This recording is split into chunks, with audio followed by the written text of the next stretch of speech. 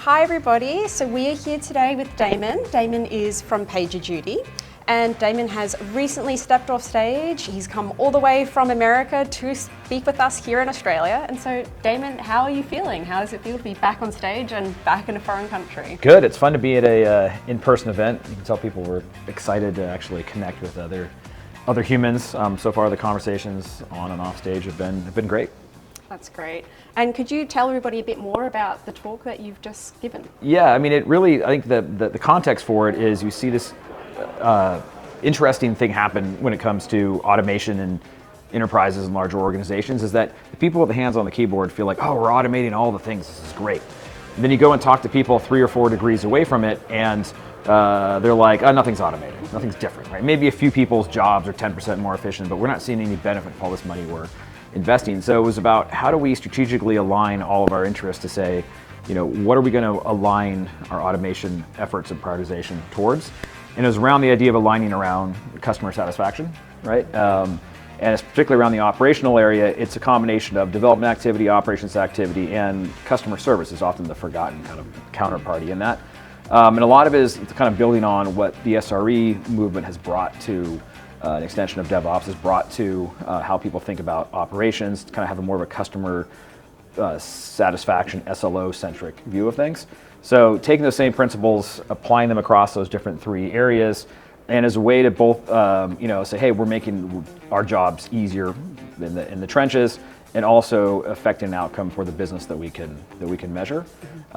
So yeah, it's maximizing the ROI of automation efforts, probably I should have said that. It would have been an easier way to say it.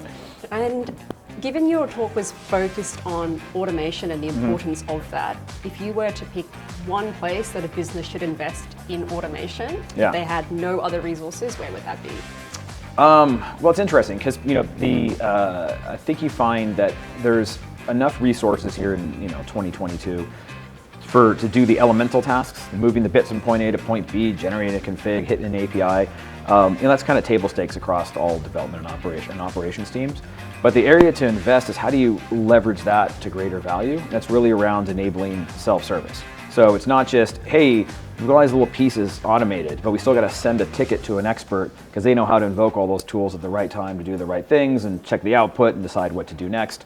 How do we turn that into higher level runbook automation or self-service automation on top of that so we can leverage the value of all of those existing skills and existing automation efforts in a company? So really that self-service layer, the runbook automation, turning it, the ability to take those elemental pieces, turn it into automation that we can now spread the operational load, across organizational divides, solve problems faster without having to, incur a bunch of escalations to other subject matter experts.